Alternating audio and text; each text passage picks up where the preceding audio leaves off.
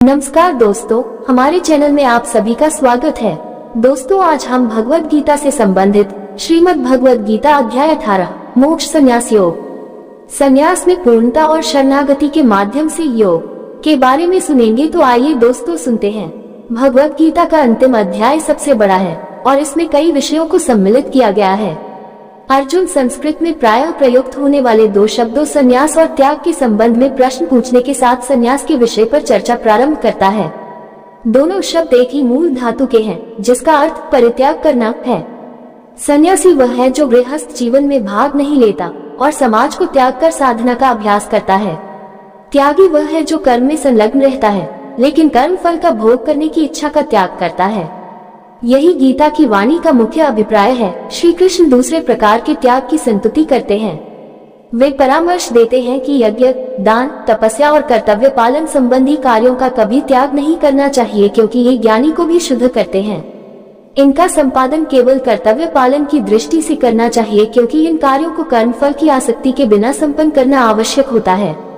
तत्पश्चात श्री कृष्ण तीन कारकों के विस्तृत गहन विश्लेषण की ओर आते हैं, जो कर्म के तीन संघटक और कर्म फल में योगदान करने वाले 5 कारकों को प्रेरित करते हैं।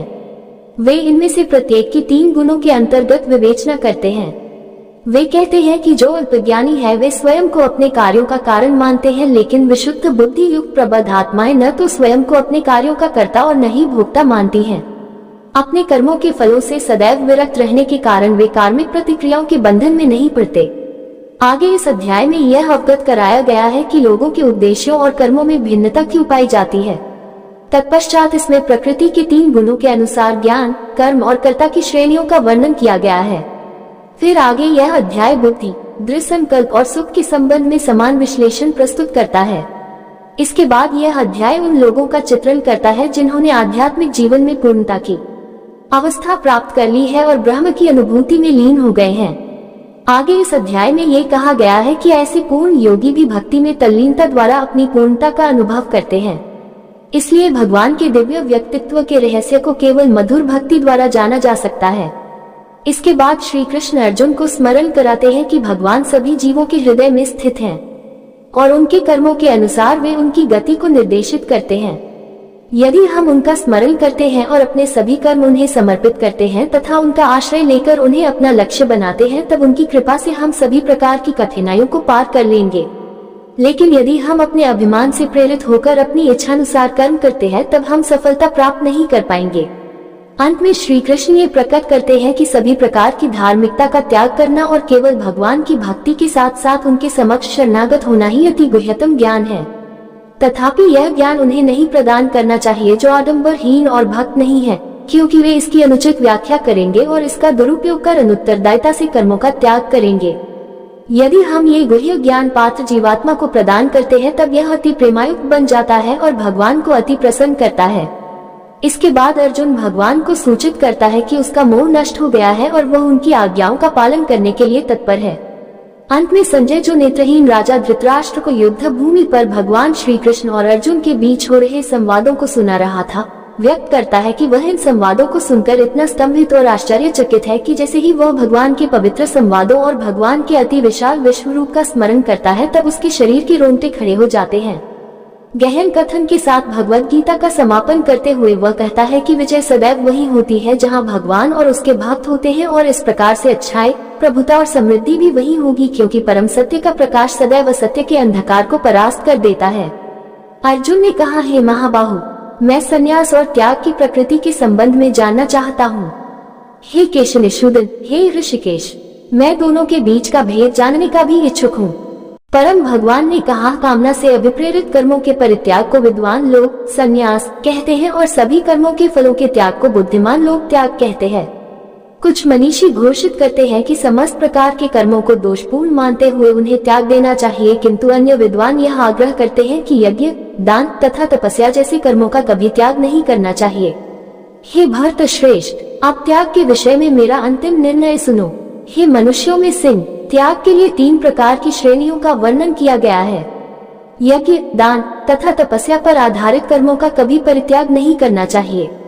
इन्हें निश्चित रूप से संपन्न करना चाहिए। यज्ञ, दान तथा तपस्या वास्तव में महात्माओं को भी शुद्ध करते हैं। ये सब कार्य आसक्ति और फल की कामना से रहित होकर संपन्न करने चाहिए। हे अर्जुन, यह मेरा स्पष्ट और अंतिम निर्णय है। नियत कर्तव्यों को कभी त्यागना नहीं चाहिए। मोहवश होकर निश्चित कार्यों के त्याग को तमोगुणी कहा जाता है। नियत कर्तव्यों को कष्टप्रद और शरीर को व्यथा देने का कारण समझकर किया गया त्याग रजोगुणी कहलाता है। ऐसा त्याग कभी लाभदायक और उन्नत करने वाला नहीं होता। जब कोई कर्मों का निष्पादन कर्तव्य समझकर और फल की आसक्ति से रहित होकर करता है, तब उसका त्याग सत्वगुणी कहलाता है। वे जो न तो अप्रिय कर्म को टालते हैं और न ही कर्म को प्रिय जानकर उसमें लिप्त होते हैं, ऐसे मनुष्य वास्तव में त्यागी होते हैं। वे सात्विक गुणों से संपन्न होते हैं और कर्म की प्रकृति के संबंध में उनमें कोई संशय नहीं होता। देहधारी जीवों के लिए पूर्ण रूप से कर्मों का परित्याग करना असंभव है, लेकिन जो कर्मफलों का परित्याग करते हैं वे वास्तव में त्यागी कहलाते हैं। जो निजी पारितोषिक के प्रति आसक्त होते हैं, उन्हें मृत्यु के पश्चात भी सुखद, दुखद और मिश्रित 3 प्रकार के कर्मफल प्राप्त होते हैं, लेकिन जो अपने कर्मफलों का त्याग करते हैं उन्हें न तो इस लोक में और न ही मरणोपरांत ऐसे कर्मफल भोगने पड़ते हैं। हे अर्जुन, अब मुझसे सांख्य दर्शन के सिद्धांत में उल्लिखित समस्त कर्मों को संपूर्ण करने हेतु 5 कारकों को समझो, जो ये बोध कराते हैं कि कर्मों की प्रतिक्रियाओं को कैसे रोका जाए। शरीर, कर्ता, विभिन्न इंद्रियां, अनेक प्रकार की चेष्टाएं और विधि का विधान अर्थात भगवान, ये 5 कर्म के कारक हैं। शरीर, मन या वाणी से जो भी कार्य संपन्न किया जाता है, भले ही वह उचित हो या अनुचित, उसके ये 5 सहायक कारक हैं। वे जो इसे नहीं समझते और केवल आत्मा को ही कर्ता मानते हैं, अपनी दूषित बुद्धि के कारण वे वस्तुओं को उनके वास्तविक रूप में नहीं देख सकते। जो कर्तापन के अहंकार से मुक्त होते हैं और जिनकी बुद्धि मोहग्रस्त नहीं है, यद्यपि वे जीवों को मारते हैं, तथापि वे न तो जीवों को मारते हैं और न कर्मों के बंधन में पड़ते हैं। ज्ञान, ज्ञान का विषय और ज्ञाता, ये कर्म को प्रेरित करने वाले 3 कारक हैं। कर्म के उपादान, स्वयं कर्म और कर्ता, ये कर्म के 3 घटक हैं।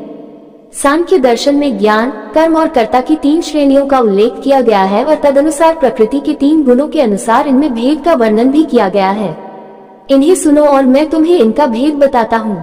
जिस ज्ञान द्वारा कोई नाना प्रकार के सभी जीवों में एक अविभाजित अविनाशी सत्य को देखता है, उसे सत्वगुण प्रकृति ज्ञान कहते हैं। जिस ज्ञान द्वारा कोई मनुष्य भिन्न भिन्न शरीरों में अनेक जीवित प्राणियों को पृथक पृथक और असंबद्ध रूप में देखता है, उसे राजसी माना जाता है। वह ज्ञान जिसमें कोई मनुष्य ऐसी विखंडित अवधारणा में तल्लीन होता है जैसे कि वह संपूर्ण के सदृश हो और जो न तो किसी कारण और न ही सत्य पर आधारित है, उसे तामसिक ज्ञान कहते हैं। जो कर्म शास्त्रों के अनुमोदन के अनुसार है, राग और द्वेष की भावना से रहित और फल की कामना के बिना संपन्न किया जाता है, वह सत्वगुण प्रकृति का होता है। जो कार्य स्वार्थ की पूर्ति से प्रेरित होकर मिथ्या, अभिमान और तनावग्रस्त होकर किए जाते हैं, वे रजोगुणी प्रकृति के होते हैं। जो कार्य मोहवश होकर और अपनी क्षमता का आंकलन, परिणामों, हानि और दूसरों की क्षति पर विचार किए बिना आरंभ किए जाते हैं, वे तमोगुणी कहलाते हैं। वह जो अहंकार और मोह से मुक्त होता है, उत्साह और दृढ़ निश्चय से युक्त होता है, ऐसे कर्ता को सत्वगुणी कहा जाता है। जब कोई कर्ता कर्म फल की लालसा, लोभ, हिंसक प्रवृत्ति, अशुद्धता, हर्ष एवं शोक से प्रेरित होकर कार्य करता है, उसे रजोगुणी कहा जाता है। जो कर्ता अनुशासनहीन, अशिष्ट, हठी, कपटी, आलसी तथा निराश होता है और टाल मटोल करता है, वह तमोगुणी कहलाता है। हे अर्जुन, अब मैं प्रकृति के 3 गुणों के अनुसार तुम्हें विभिन्न प्रकार की बुद्धि तथा वृत्ति के विषय में विस्तार से बता रहा हूँ। तुम उसे सुनो। हे पृथापुत्र, वह बुद्धि सत्वगुणी है जिसके द्वारा ये जाना जाता है कि क्या उचित है और क्या अनुचित है, क्या कर्तव्य है और क्या करनीय है, किससे भयभीत होना चाहिए और किससे भयभीत नहीं होना चाहिए, और क्या बंधन में डालने वाला है और क्या मुक्ति देने वाला है। हे पार्थ, ऐसी बुद्धि राजसिक कहलाती है जो धर्म और अधर्म तथा उचित और अनुचित आचरण के बीच भेद करने में भ्रमित रहती है। जो बुद्धि अंधकार से आच्छादित रहती है, अधर्म में धर्म, असत्य में सत्य की कल्पना करती है, वह तामसिक प्रकृति की होती है। जो धृति योग से विकसित होगी और जो मन, प्राण शक्ति और इंद्रियों की क्रियाओं को स्थिर रखती है, उसे सात्विक धृति संकल्प कहते हैं। वह द्यति जिसके द्वारा कोई मनुष्य आसक्ति और कर्म फल की इच्छा से कर्तव्य पालन करता है, सुख और धन प्राप्ति में लिप्त रहता है, वह राजसी धृति कहलाती है। गर्भधिपूर्ण संकल्प जिसमें कोई स्वप्न देखने, भय, दुख, मोह, निराशा और कपट का त्याग नहीं करता, उसे तमोगुणी धृति कहा जाता है। हे अर्जुन, अब तुम मुझसे 3 प्रकार के सुखों के संबंध में सुनो जिनसे देहधारी आत्मा आनंद प्राप्त करती है और सभी दुखों के अंत तक भी पहुंच सकती है। जो आरंभ में विष के समान लगता है लेकिन अंत में जिसका स्वाद अमृत के समान हो जाता है, उसे सात्विक सुख कहते हैं। ये शुद्ध बुद्धि से उत्पन्न होता है जो आत्मज्ञान में स्थित होती है। उस सुख को रजोगुनी कहा जाता है जब यह इंद्रियों द्वारा उसके विषयों के संपर्क से उत्पन्न होता है। ऐसा सुख आरंभ में अमृत की सदृश लगता है और अंततः विष जैसा हो जाता है। जो सुख आदि से अंत तक आत्मा की प्रकृति को आच्छादित करता है और जो निद्रा, आलस्य और असावधानी से उत्पन्न होता है वह तामसिक सुख कहलाता है। इस भौतिक क्षेत्र में पृथ्वी और स्वर्ग के उच्च लोकों में रहने वाला कोई भी जीव प्रकृति के इन 3 गुणों के प्रभाव से मुक्त नहीं होता। हे शत्रुहंता, ब्राह्मणों, क्षत्रियों, वैश्यों और शूद्रों के कर्तव्यों को इनके गुणों के अनुसार तथा प्रकृति के 3 गुणों के अनुरूप वितरित किया गया है, न कि इनके जन्म के अनुसार। शांति, संयम, तपस्या, शुद्धता, धैर्य, सत्यनिष्ठा, ज्ञान, विवेक तथा परलोक में विश्वास, ये सब ब्राह्मणों के कार्य के स्वाभाविक गुण हैं। शूरवीरता, शक्ति, धैर्य, रण कौशल, युद्ध से पलायन न करने का संकल्प, दान देने में उदारता, नेतृत्व क्षमता, ये सब क्षत्रियों के कार्य के स्वाभाविक गुण हैं। कृषि, गोपालन और दुग्ध उत्पादन तथा व्यापार वैश्य गुणों से संपन्न लोगों के स्वाभाविक कार्य हैं। शूद्रता के गुण से युक्त लोगों के श्रम और सेवा स्वाभाविक कर्म हैं। अपने जन्मजात गुणों से उत्पन्न अपने कर्तव्यों का पालन करने से मनुष्य पूर्णता प्राप्त कर सकता है। अब मुझसे सुनो कि कोई निर्धारित कर्तव्यों का पालन करते हुए कैसे पूर्णता प्राप्त करता है। अपनी स्वाभाविक वृत्ति का निर्वहन करते हुए उस सृजक भगवान की उपासना करो जिससे सभी जीव अस्तित्व में आते हैं और जिसके द्वारा सारा ब्रह्मांड प्रकट होता है। इस प्रकार से अपने कर्मों को संपन्न करते हुए मनुष्य सरलता से पूर्णता प्राप्त कर सकता है। अपने धर्म का पालन त्रुटिपूर्ण ढंग से करना अन्य के कार्यों को उपयुक्त ढंग से करने की अपेक्षा अधिक श्रेष्ठ है। अपने स्वाभाविक कर्तव्यों का पालन करने से मनुष्य पाप अर्जित नहीं करता। किसी को भी अपनी प्रकृति से उत्पन्न कर्तव्यों का परित्याग नहीं करना चाहिए, चाहे कोई उनमें दोष भी क्यों न देखता हो। हे कुंती पुत्र, वास्तव में सभी प्रकार के उद्योग कुछ न कुछ बुराई से आवृत रहते हैं, जैसे आग धुएं से ढकी रहती है। वे जिनकी बुद्धि सदैव प्रत्येक स्थान पर अनासक्त रहती है, जिन्होंने अपने मन को वश में कर लिया है, जो वैराग्य के अभ्यास द्वारा कामनाओं से मुक्त हो जाते हैं, वे कर्म से मुक्ति की पूर्ण सिद्धि प्राप्त करते हैं। हे अर्जुन, अब मुझसे संक्षेप में सुनो और मैं तुम्हें समझाऊंगा कि जो सिद्धि प्राप्त कर चुका है वह भी दृढ़ता से दिव्य ज्ञान में स्थित होकर कैसे ब्रह्म को भी पा सकता है। कोई भी मनुष्य ब्रह्म को पाने की पात्रता प्राप्त कर सकता है जब वह विशुद्ध बुद्धि और दृढ़ता से इंद्रियों को संयत रखता है, शब्द और अन्य इंद्रियों विषयों का परित्याग करता है, राग और द्वेष को अपने से अलग कर लेता है। ऐसा व्यक्ति जो एकांतवास करता है, अल्प भोजन करता है, शरीर, मन और वाणी पर नियंत्रण रखता है, सदैव ध्यान में लीन रहता है, वैराग्य का अभ्यास करता है, अहंकार, अहिंसा, अभिमान, कामनाओं, संपत्ति के स्वामित्व और स्वार्थ से मुक्त रहता है और जो शांति में स्थित है वह ब्रह्म के साथ एक रस होने का अधिकारी है। परम ब्रह्म की अनुभूति में स्थित मनुष्य मानसिक शांति प्राप्त करता है। वह न तो शोक करता है और न ही कोई कामना करता है, क्योंकि वह सभी के प्रति संभाव रखता है। ऐसा परम योगी मेरी भक्ति को प्राप्त करता है। मेरी प्रेममयी भक्ति से कोई मुझे सत्य के रूप में जान पाता है। तब यथावत सत्य के रूप में मुझे जानकर मेरा भक्त मेरे पूर्ण चेतन स्वरूप को प्राप्त करता है। यदि मेरे भक्त सभी प्रकार के कार्यों को करते हुए मेरी पूर्ण शरण ग्रहण करते हैं, तब वे मेरी कृपा से मेरा नित्य एवं अविनाशी धाम प्राप्त करते हैं। अपने सभी कर्म मुझे समर्पित करो और मुझे ही अपना लक्ष्य मानो। बुद्धियोग का आश्रय लेकर अपनी चेतना को सदैव मुझ में लीन रखो। यदि तुम सदैव मेरा स्मरण करते हो तब मेरी कृपा से तुम सभी कठिनाइयों और बाधाओं को पार कर पाओगे। यदि तुम अभिमान के कारण मेरे उपदेश को नहीं सुनोगे तब तुम्हारा विनाश हो जाएगा। यदि तुम अहंकार से प्रेरित होकर सोचते हो कि मैं युद्ध नहीं लड़ूंगा, तुम्हारा निर्णय निरर्थक हो जाएगा। तुम्हारा स्वाभाविक क्षत्रिय धर्म तुम्हें युद्ध लड़ने के लिए विवश करेगा। हे अर्जुन, मोहवश जिस कर्म को तुम नहीं करना चाहते उसे तुम अपनी प्राकृतिक शक्ति से उत्पन्न प्रवृत्ति से बाध्य होकर करोगे। हे अर्जुन, परमात्मा सभी जीवों के हृदय में निवास करता है। उनके कर्मों के अनुसार वह भटकती आत्माओं को निर्देशित करता है जो भौतिक शक्ति से निर्मित यंत्र पर सवार होती है। हे भारत, अपने पूर्ण अस्तित्व के साथ पूर्ण रूप से केवल उसकी शरण ग्रहण करो। उसकी कृपा से तुम पूर्ण शांति और उसके नित्य धाम को प्राप्त करोगे। इस प्रकार से मैंने तुम्हें ये ज्ञान समझाया जो सभी गुह्य से गुह्यतर है। इस पर गहनता के साथ विचार करो और फिर तुम जो चाहो वैसा करो। पुनः मेरा परम उपदेश सुनो जो सबसे श्रेष्ठ गुह्य ज्ञान है। मैं इसे तुम्हारे लाभ के लिए प्रकट कर रहा हूँ क्योंकि तुम मेरे प्रिय मित्र हो। सदा मेरा चिंतन करो, मेरे भक्त बनो, मेरी आराधना करो, मुझे प्रणाम करो। ऐसा करके तुम निश्चित रूप से मेरे पास आओगे। मैं तुम्हें ऐसा वचन देता हूँ क्योंकि तुम मेरे अतिशय मित्र हो। सभी प्रकार के धर्मों का परित्याग करो और केवल मेरी शरण ग्रहण करो। मैं तुम्हें समस्त पाप कर्मों की प्रतिक्रियाओं से मुक्त कर दूंगा, डरो मत। यह उपदेश उन्हें कभी नहीं सुनाना चाहिए जो न तो संयमी है और न ही उन्हें जो भक्त नहीं है। इसे उन्हें भी नहीं सुनाना चाहिए जो आध्यात्मिक विषयों को सुनने के इच्छुक नहीं है, और विशेष रूप से उन्हें भी नहीं सुनाना चाहिए जो मेरे प्रति द्वेष रखते हैं। वे जो इस अति गुह्य ज्ञान को मेरे भक्तों को सिखाते हैं, वे अति प्रिय कार्य करते हैं। वे निसंदेह मेरे धाम में आएंगे। उनकी अपेक्षा कोई भी मनुष्य उनसे अधिक मेरी प्रेम पूर्वक सेवा नहीं करता, और इस पृथ्वी पर मुझे उनसे प्रिय न तो कोई है और न ही होगा।